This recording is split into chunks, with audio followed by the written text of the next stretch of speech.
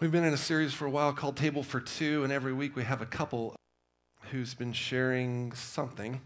And this week I really felt like there's something I wanted to share, and my wife is in Wyoming. So today is a table for one. I hope that's okay. Raise your hand if you have a daughter or daughters. Awesome. I don't. I have 3 boys.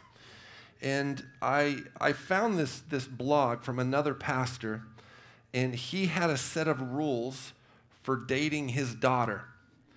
And these are them, and they're awesome. If I had a daughter, this is the list I would use. There's too many to write down, but if you send me an email, I'll shoot you a link. It says this. Number 1, if you want to date my daughter, you must love Jesus. I don't care if you're a good Christian boy. I was one of those too, so I know the tricks. I'm going to ask you specific heart-testing questions about your spiritual affections, your daily devotional life, your idols, your disciplines, and the like. He says, I'll cut you a little bit of slack because you're young and hormonal and your prefrontal lobe isn't fully developed yet, but I'll be watching you like a hawk. I know you because I was you. You think you can fool me, and likely you fooled many other dads who didn't pay much attention to their daughter's suitors, but I will be on you like Jason Bourne on that guy whose neck he broke. Which guy was that, you ask? Every guy. So love Jesus more than my daughter or go home. Number 2, you will install accountability software on your computer and your phone, and I will be the one that gets your regular reports.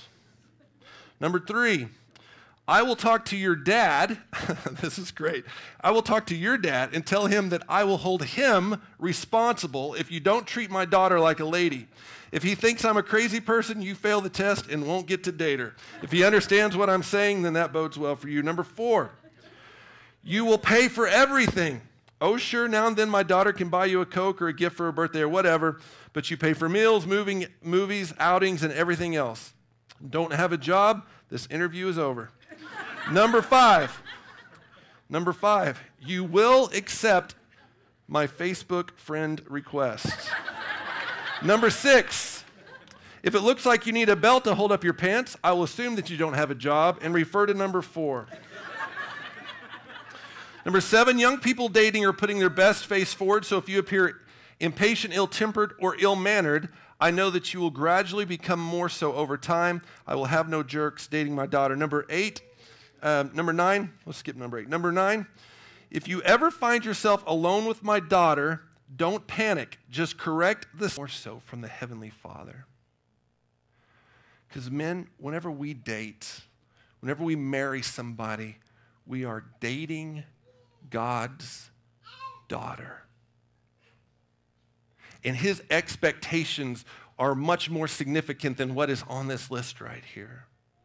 God has great expectations. He is saying, I am entrusting you with the most valuable possession that I have, my daughter.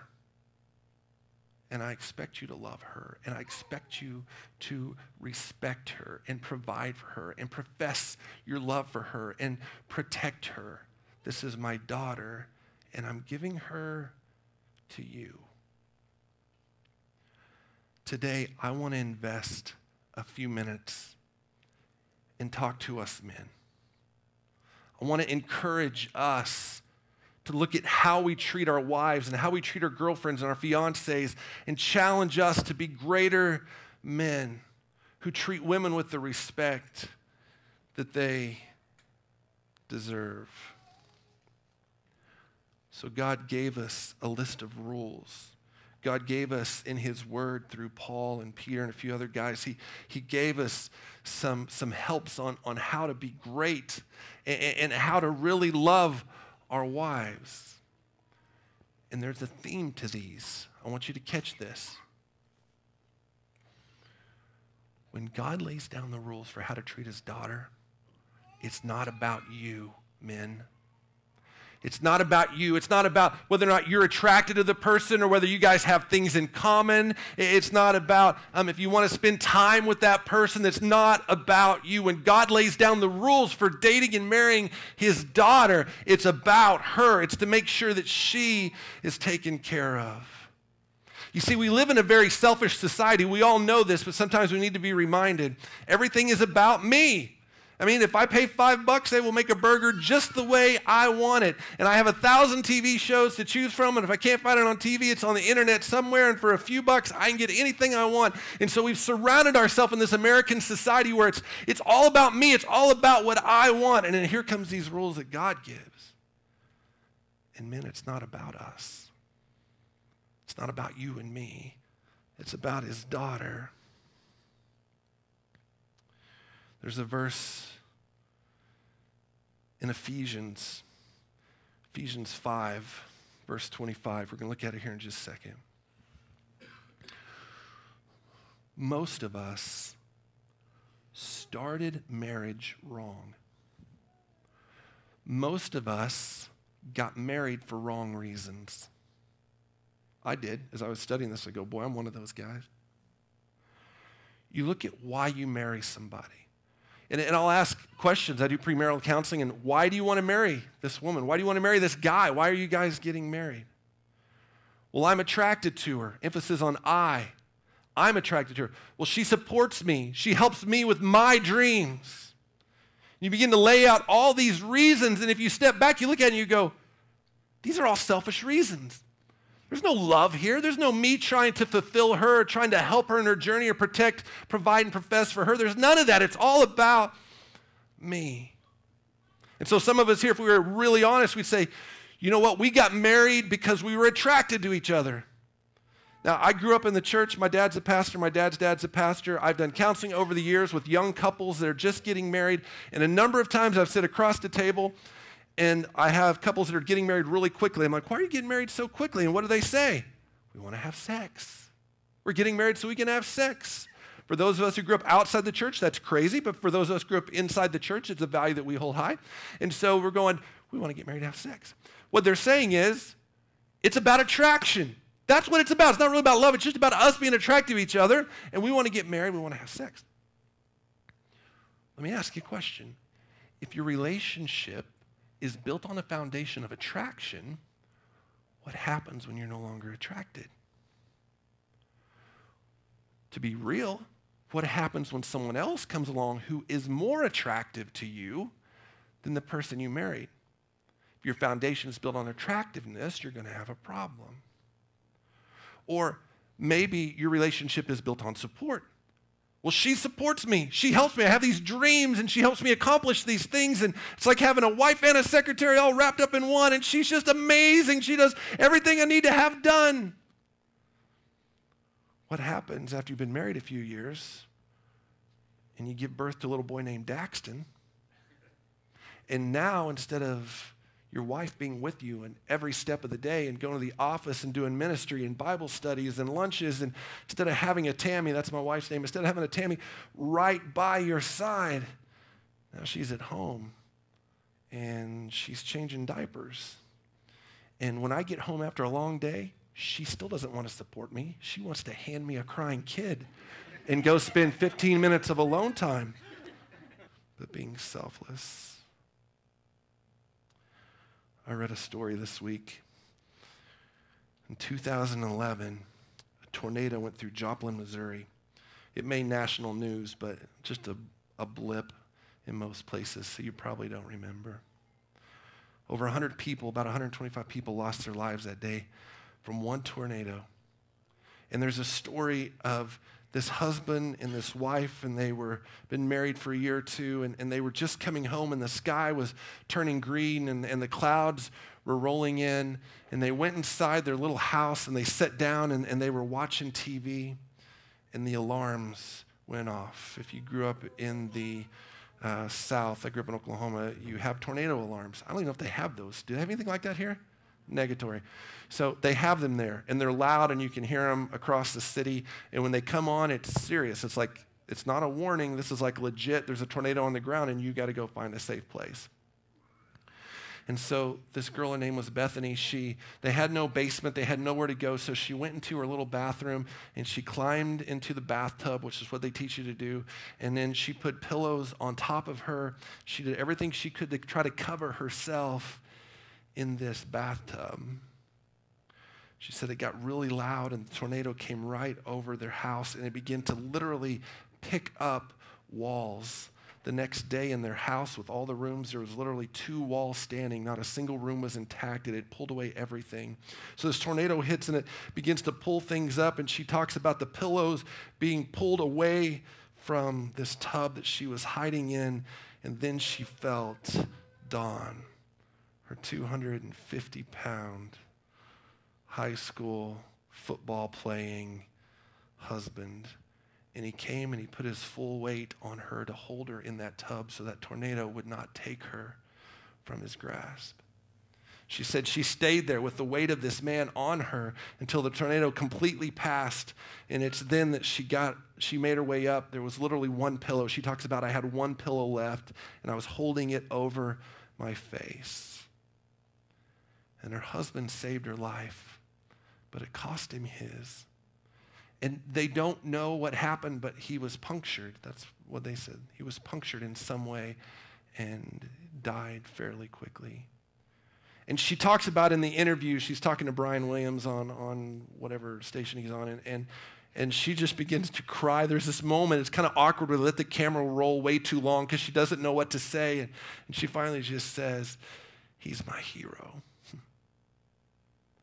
This is what it means to lay down your life. This is what it means to lay down your life for your bride. And it's the exact opposite of being selfish. It's the exact opposite of getting your sexual needs met. It's the exact opposite of having somebody that supports you or somebody that just takes care of the kids or somebody who cleans the house because you don't want to do it. It means that we love them so much that we would lay our lives down for them.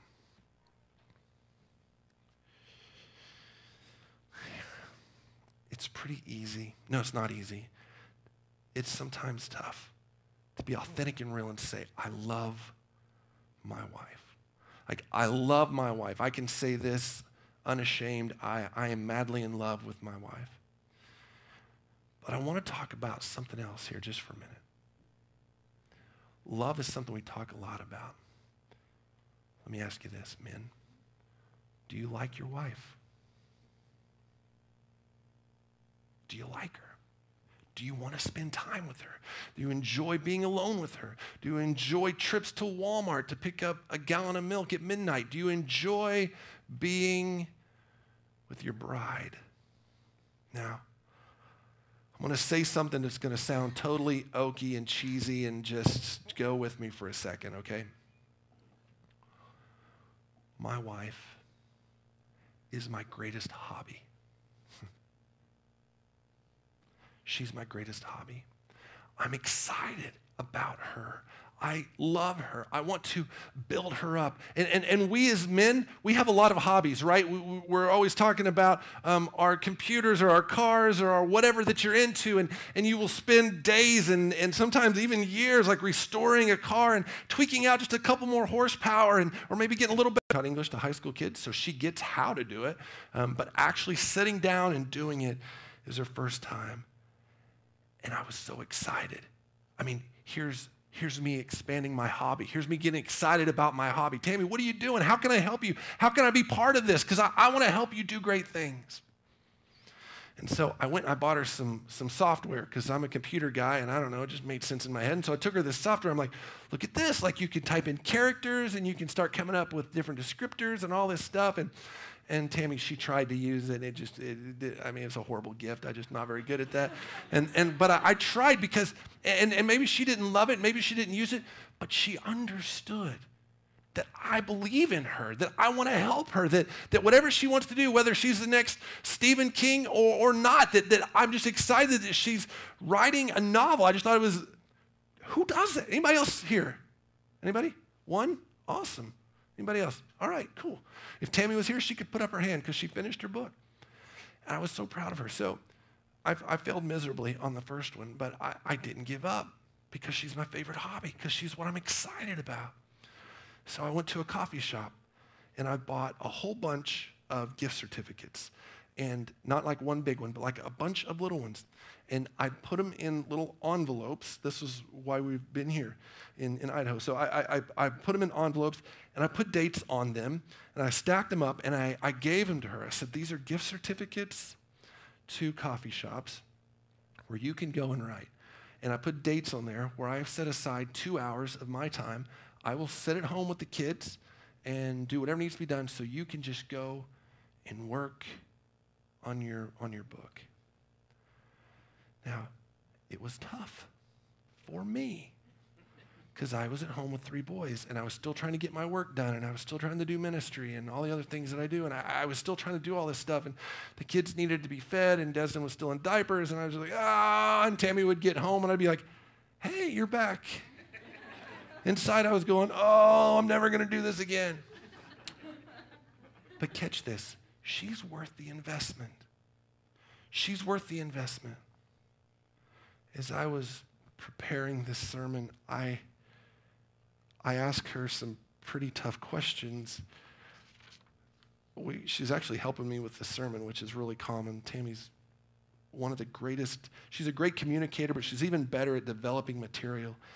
And so as we were talking, she's in Wyoming, so we were on speakerphone. We were just talking back and forth, and I said, Tammy, I said, do you know that I love you?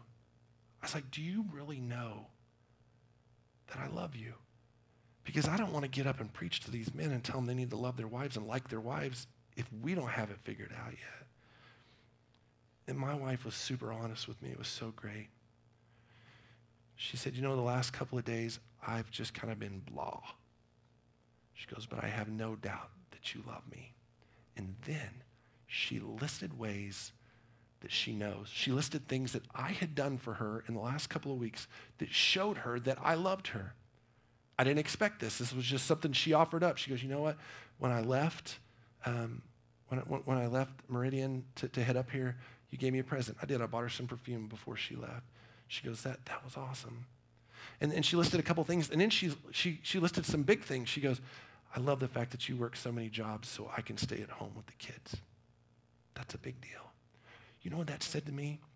It said to me that no matter how crazy things get, no matter how blah things get or how tough things get, or ministry gets ugly sometimes and people say things they shouldn't say, and Tammy takes all that and she bears it, but that conversation showed me that no matter how crazy things get, she knows that I love her, and she knows that I like her, and she knows that I want to spend time with her. Men, do you love your wives like Christ loved the church? Do you like your wives? A lot of you are listening and you're going, boy, this is great and all, but you don't know my wife. You don't know my wife. You don't know some of the things she says. And maybe if you're really gut level honest, you got like a specific thing that you're dealing with right this minute. And you're like, you have no idea, because I made like the tiniest little infraction, and she just blew her lid, and that's not fair. Now listen, what I'm about to say is about as politically incorrect as you can get. But I grew up with one real sister, 3 stepsisters, a mom and a stepmom, so you can't convince me otherwise. Here it is. Women are moody. Right? I'm not supposed to say that, but let's be real. Women are moody. All right? I grew up with a bunch of them. And some days you do something and it's okay, and other days you do the same thing and the house is set on fire. And I can't explain it.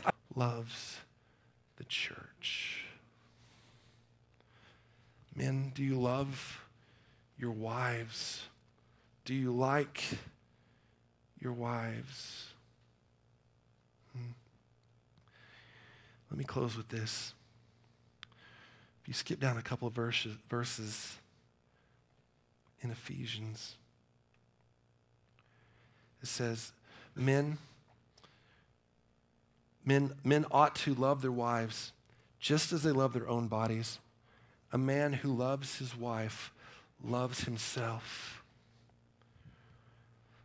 My wife is not my slave or my servant or anything of the like, but I believe that God has entrusted me with her. I am responsible for this girl on this planet, and I want to make sure I do everything I can to build her up, to grow her. And she knows that I love her and that I like her. Men, do your wives know? Do they know? Do they know that you love them? Do they know that you love them and that you like them and that you want to spend time with them? Ladies, let your man know what he does for you, like my wife did for me. Let him know, this is how I feel loved. This is why I feel loved. And if we can be vulnerable and honest with each other and have these conversations, I believe our marriages can grow. Let's bow our hearts for a moment.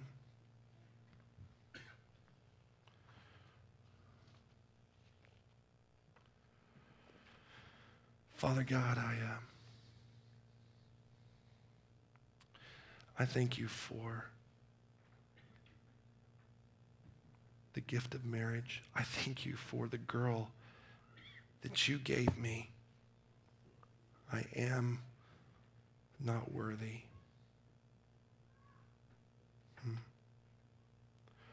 Father, I pray we as men would be so overwhelmed by the love that you have for us that we would in turn love our wives the same.